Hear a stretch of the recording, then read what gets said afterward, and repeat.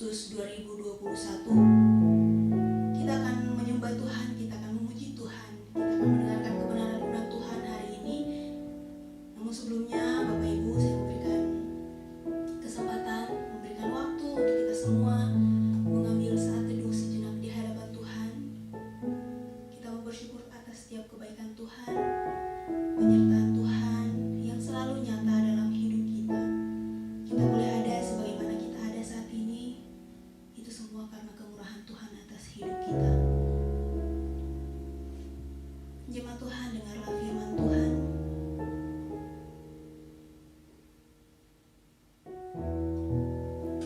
Sebab kasih setiamu lebih baik daripada hidup, bibirku akan memegahkan engkau. Demikianlah aku mau memuji engkau seumur hidupku dan menaikkan tanganku demi namamu. Mari Bapak Ibu, kita berikan kesungguhan hati kita. Kita datang ke hadapan Tuhan dan kita mengangkat satu pujian. Saat ku sembah.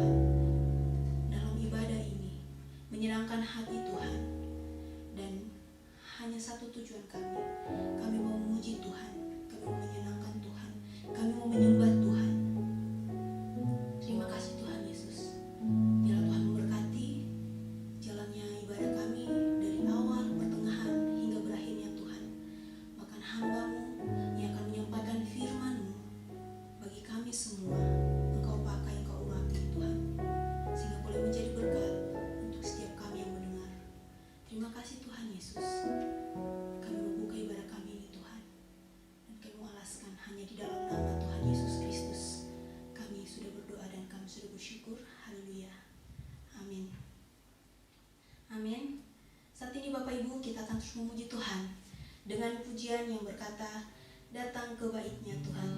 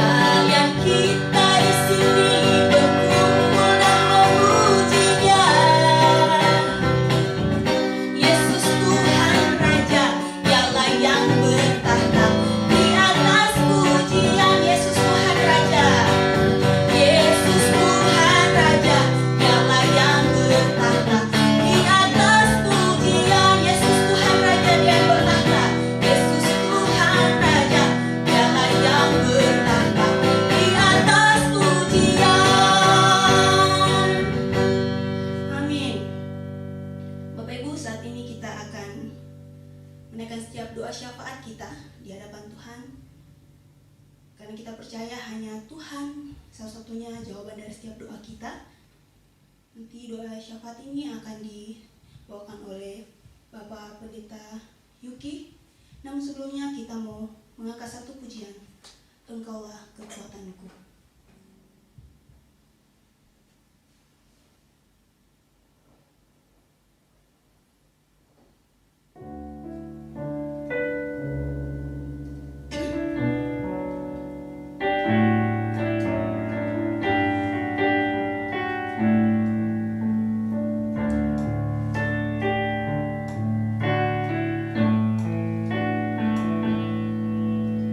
Engkaulah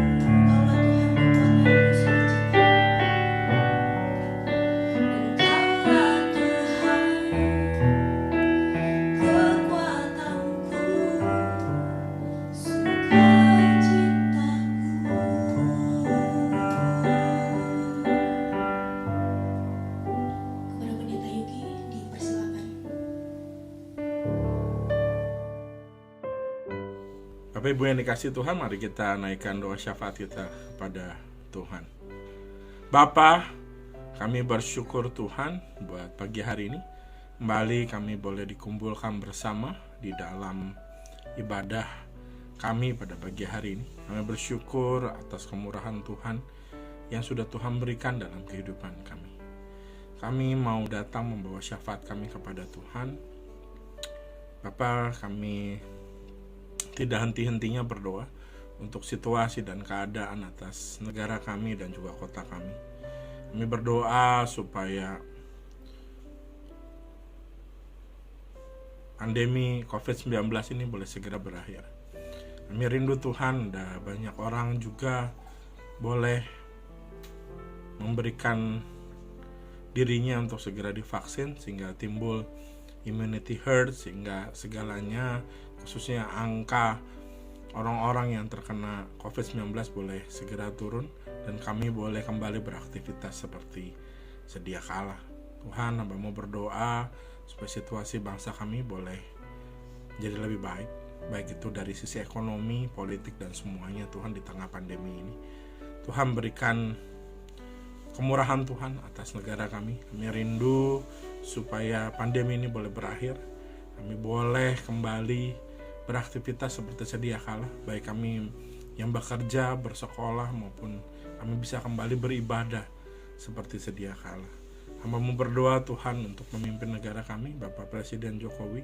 Tuhan berikan tuntunan dan penyertaan Tuhan supaya setiap keputusan yang diambil adalah keputusan yang terbaik yang di bawah tuntunan Tuhan, supaya apapun yang diambil keputusannya boleh membawa dampak yang baik, sukacita atas bangsa ini. Tuhan, boleh terus pimpin Tuhan Pak Jokowi dan juga para menteri supaya apapun yang mereka kerjakan boleh sungguh-sungguh di bawah tuntunan Tuhan. Supaya kami rindu negara kami boleh pulih kembali, negara kami boleh kembali mengalami sukacita, negara kami boleh kembali mengalami seperti sedia kala, supaya kami boleh beraktivitas seperti sedia kala, kami boleh bekerja seperti sedia kala, kami boleh beribadah seperti sedia kala. Hamba-Mu juga boleh terus berdoa Tuhan untuk para tenaga kerja kesehatan yang sudah memberikan waktunya, hidupnya untuk bekerja keras di tengah pandemi ini. Tuhan berkati mereka, setiap dokter, suster, supaya tangan Tuhan boleh terus menyertai kehidupan mereka. Di tengah situasi pandemi ini mereka boleh tetap tegar, mereka tetap boleh memberikan yang terbaik supaya banyak orang boleh diselamatkan dari wabah COVID-19 ini. Hamba-Mu juga berdoa Tuhan buat orang-orang yang saat ini terkena dampak dari COVID-19, orang-orang yang mungkin terkena dari virus ini, yang saat ini sedang isolasi mandiri atau yang sedang dirawat di rumah sakit. Tangan Tuhan boleh memberikan tuntunan, tangan Tuhan boleh memberikan kekuatan, tangan Tuhan boleh memberikan penyertaan, bahkan tangan Tuhan boleh menyembuhkan mereka, supaya mereka boleh pulih kembali daripada sakit penyakit mereka. Mereka boleh bersemangat dan kembali bisa beraktivitas seperti sedia kala. Hamba-Mu berdoa juga Tuhan untuk setiap anak-anak Tuhan, khususnya jemaat JBC yang saat ini mungkin masih terkena COVID-19. Tangan Tuhan boleh memberikan kesembuhan buat mereka. Tangan Tuhan boleh memberikan pemulihan kepada mereka. Mereka boleh kembali pulih seperti sedia kala. Mereka kembali boleh kuat, boleh kembali menikmati sukacita yang dari Tuhan. Tuhan menyerahkan tiap-tiap anak Tuhan saat ini ke dalam tangan Tuhan. Hamba-Mu juga boleh terus berdoa untuk saat ini Tuhan, untuk setiap organisasi dari pekerjaan GGBI yang ada saat ini di Indonesia, setiap organisasi, setiap lembaga yang dipercaya Tuhan untuk boleh melayani di Indonesia. Tuhan berkati setiap lembaga GGBI ini supaya apapun yang mereka kerjakan boleh jadi berkat dan boleh memberkati setiap orang di Indonesia ini. Hanya juga mau serahkan Tuhan pekerjaan Tuhan yang dipercaya di gereja kami Jakarta Baptist Community, khususnya cabang-cabang yang ada. Tuhan berkati setiap cabang yang ada supaya kami boleh bertumbuh, boleh berkembang untuk kemuliaan nama Tuhan. Tiap-tiap hamba Tuhan yang dipercaya untuk mengembalakan dan melayani di setiap cabang, Tuhan pimpin, Tuhan berkati mereka supaya mereka boleh terus memberikan kehidupannya untuk kemuliaan nama Tuhan. Mereka boleh ditumbuh kembangkan bukan karena kekuatan mereka, tetapi oleh karena pekerjaan Tuhan yang luar biasa di dalam pelayanan mereka. Tuhan, kami serahkan juga tiap-tiap kami ke dalam tangan Tuhan.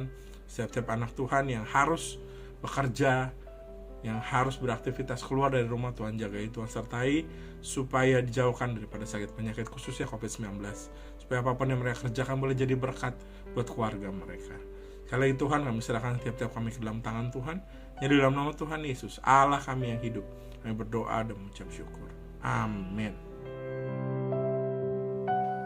Terima kasih untuk Pendeta Yuki yang telah memimpin kita dalam doa syafaat kita. Saat ini Bapak Ibu, kita akan baca Alkitab kita. Bacaan Alkitab terambil dari Amsal 10 ayatnya yang ke-28. Sekali lagi pembacaan Alkitab hari ini terambil dari Amsal 10 ayatnya yang ke-28. Saya akan menolong kita semua untuk membacakannya. Harapan orang benar akan menjadi sukacita, tetapi harapan orang fasik menjadi sia-sia. Amin. Kita akan persiapkan hati kita untuk mendengarkan kebenaran firman Tuhan yang akan disampaikan oleh Pendeta Yuki. Namun sebelumnya kita mengangkat satu pujian, firman-Mu pelita. Firman-Mu pelita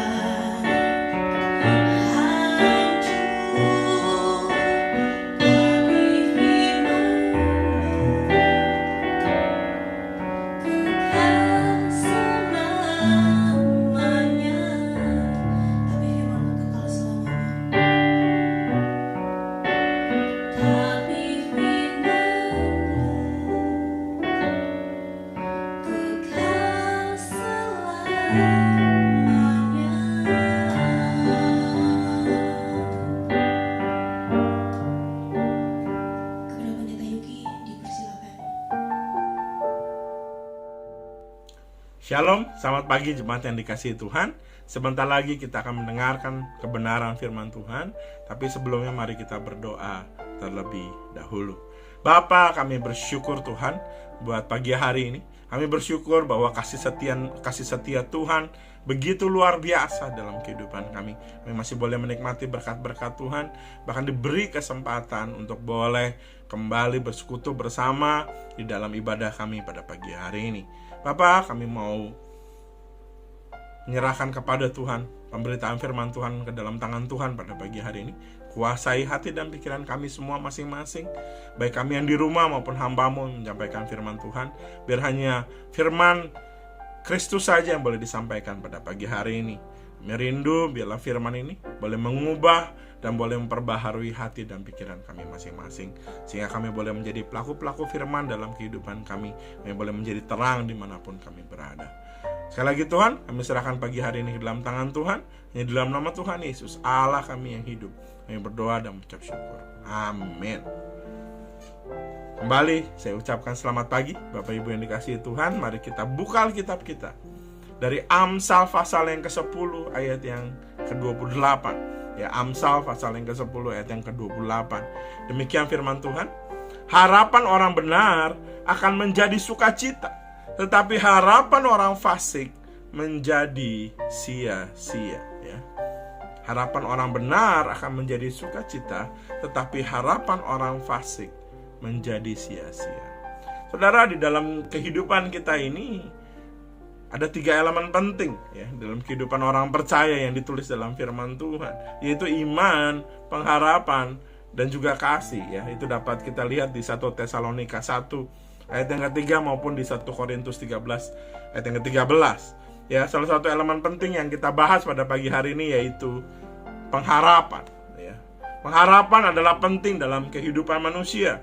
Seringkali orang tidak dapat bertahan dalam menjalani kehidupan ini karena sudah tidak adanya lagi pengharapan untuk bertahan. Ya. Seorang bernama Desmond Tutu, ya, seorang penggiat hak asasi manusia maupun juga seorang uskup dari Afrika, dia pernah berkata gini, harapan adalah ketika kita bisa melihat bahwa ada cahaya meski di dalam kegelapan. Ya. Harapan adalah ketika kita bisa melihat bahwa masih ada cahaya meski di dalam kegelapan. Ya. Pengharapan adalah ketika kita bisa melihat masih ada cahaya walaupun di dalam kegelapan. Ya, penting untuk bisa merasakan itu buat banyak orang. Ketika mungkin di dalam kegelapan kehidupannya, mereka nggak bisa melihat lagi ada cahaya. Ya, sehingga mereka nggak punya lagi pengharapan di dalam menjalani kehidupan, nggak punya lagi jalan untuk menjalani kehidupan, nggak punya lagi hal-hal yang bisa menjawab persoalan yang ada di dalam kehidupannya. Saudara, di dalam keseharian kita pun kita sering mendengar istilah yang namanya PHP, ya, PHP, pemberi harapan palsu. Ya, melalui istilah ini kita tahu bahwa kita tidak bisa menaruh harapan kita pada pemberi harapan palsu. Ya. Mengetahui siapa yang memberi harapan itu sangat penting. Apakah ia bisa dipercaya atau tidak? Ayat ini kalau kita baca di Amsal yang kita baca tadi di Amsal 10 ayat 28, ayat ini memberitahu kita bahwa harapan orang benar, ya. Harapan orang benar, ayatnya berkata bahwa kualitas orang berharap sangat menentukan kualitas harapannya. Ya, kualitas orang berharap sangat menentukan kualitas harapannya.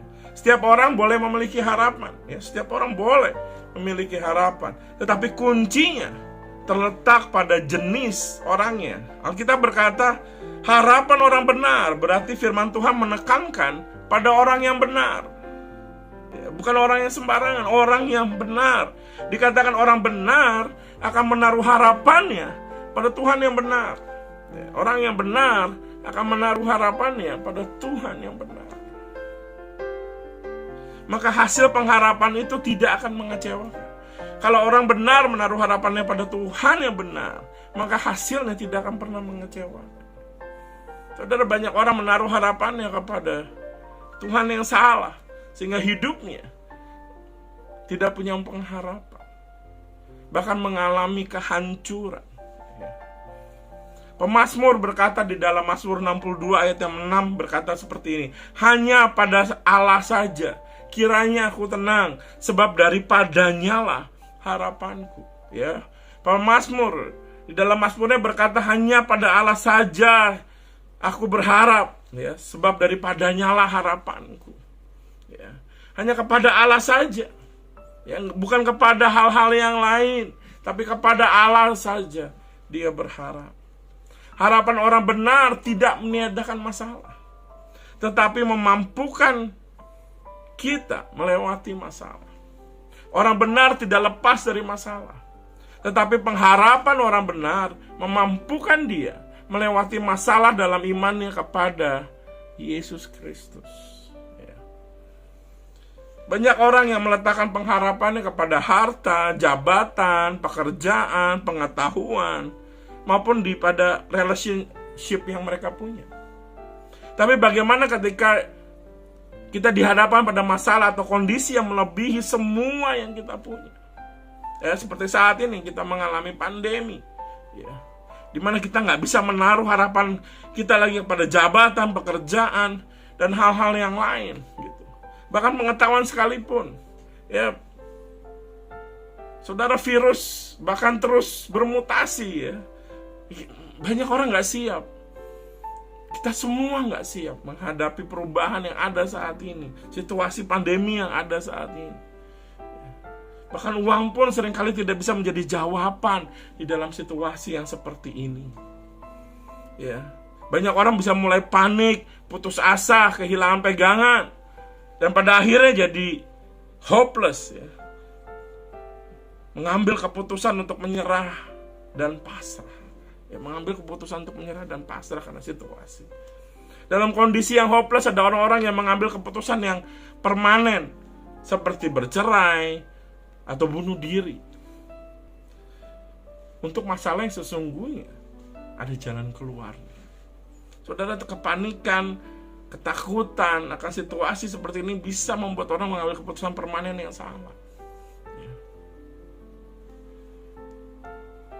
Markus 5 ayat 25-29 berkisah tentang seorang perempuan yang mengalami pendarahan 12 tahun. Dia udah berobat kemana-mana tapi gak punya jalan keluar.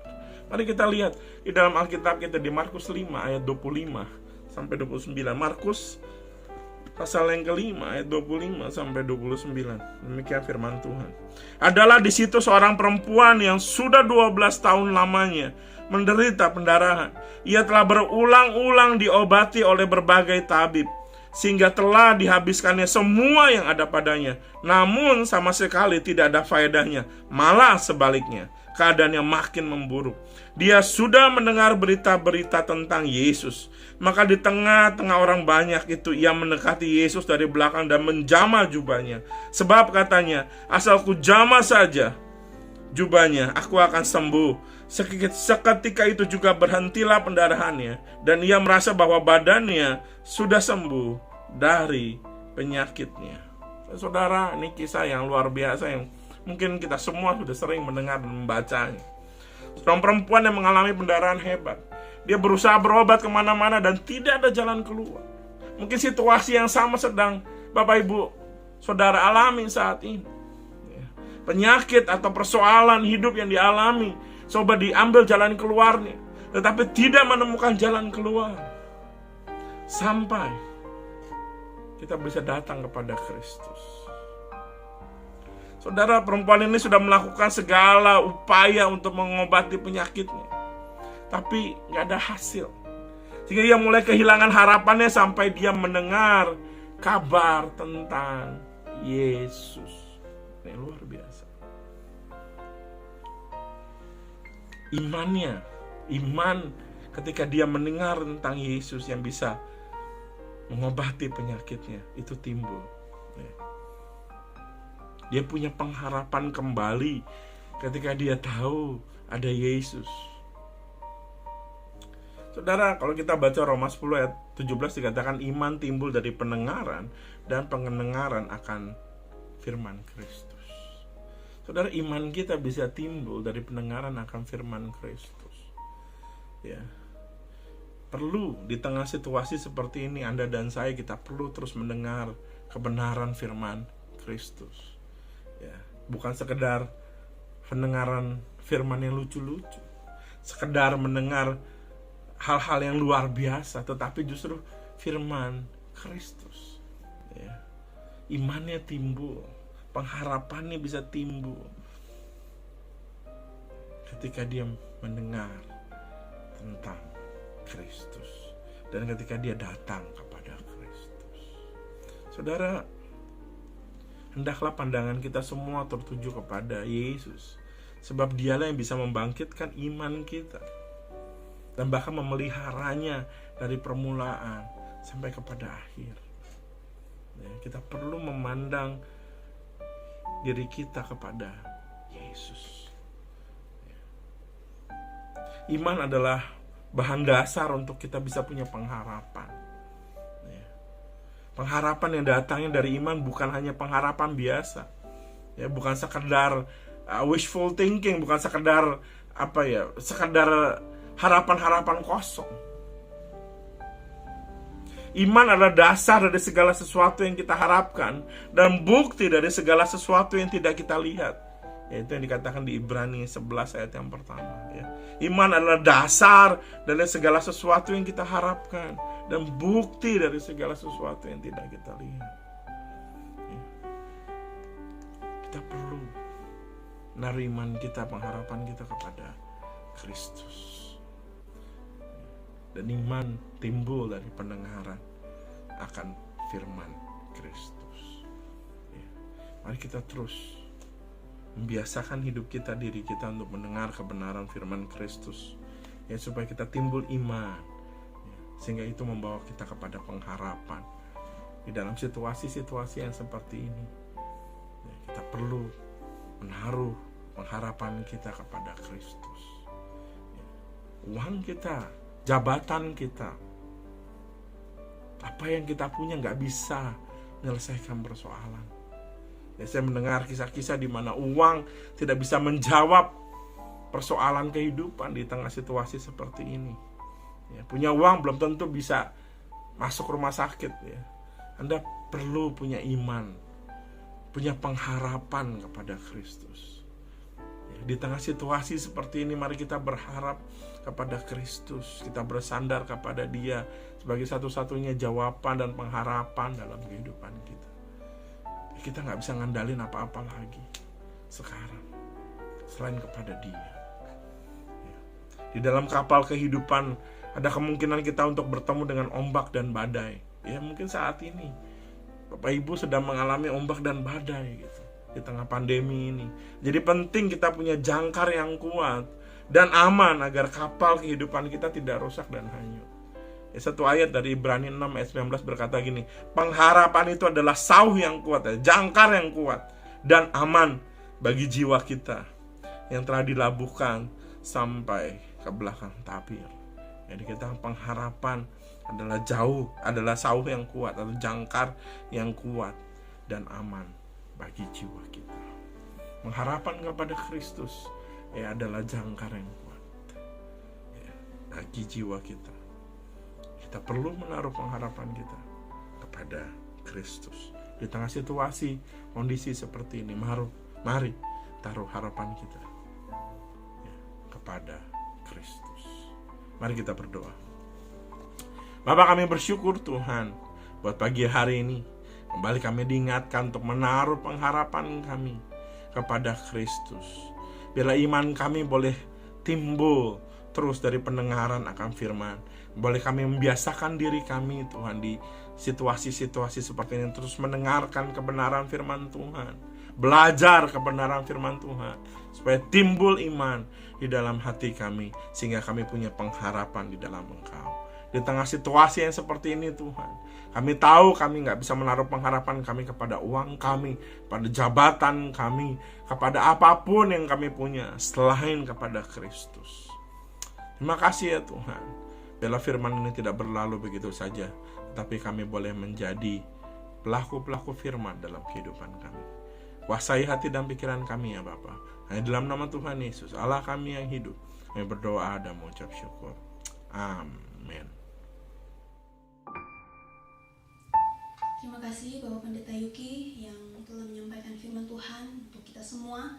Dan saya percaya bahwa firman Tuhan yang telah disampaikan boleh memberkati kita semua. Saat ini kita mau meresponi firman Tuhan dengan satu pujian, Jadikanku berkat-Mu Tuhan.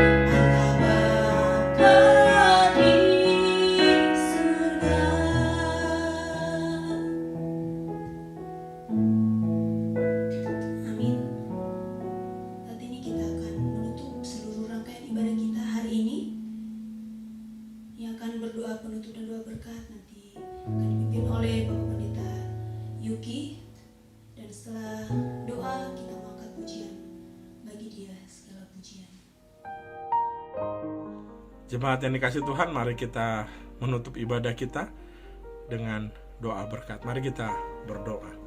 Bapa, kami bersyukur Tuhan kalau daripada awal sampai akhirnya Tuhan sudah menyertai, menuntun ibadah kami.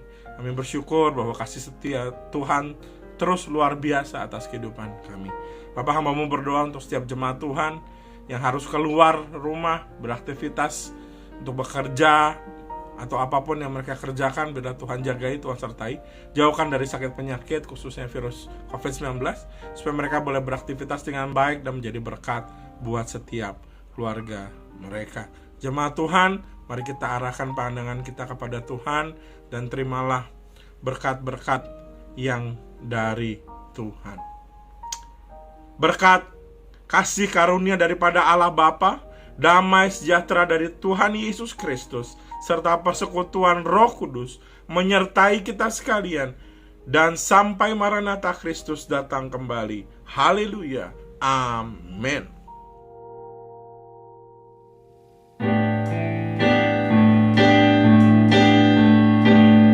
Bagi Dia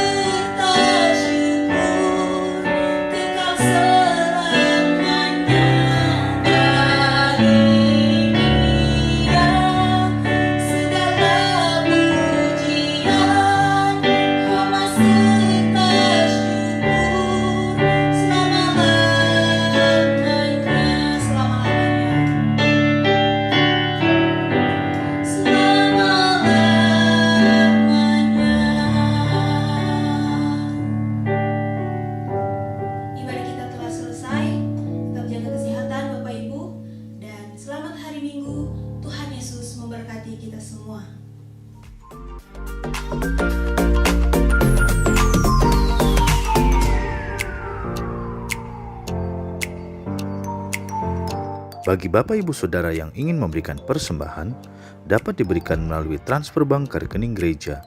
Mari berikan yang terbaik untuk Tuhan.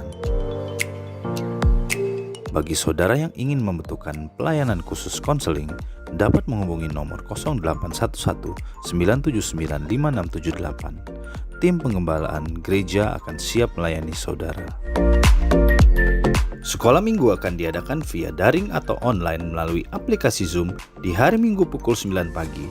Mari Bapak Ibu Saudara, ajak juga anak-anak Anda untuk dapat bergabung dalam kelas-kelas sekolah minggu ini. Link Zoom untuk sekolah minggu akan dikirim di WhatsApp grup gereja.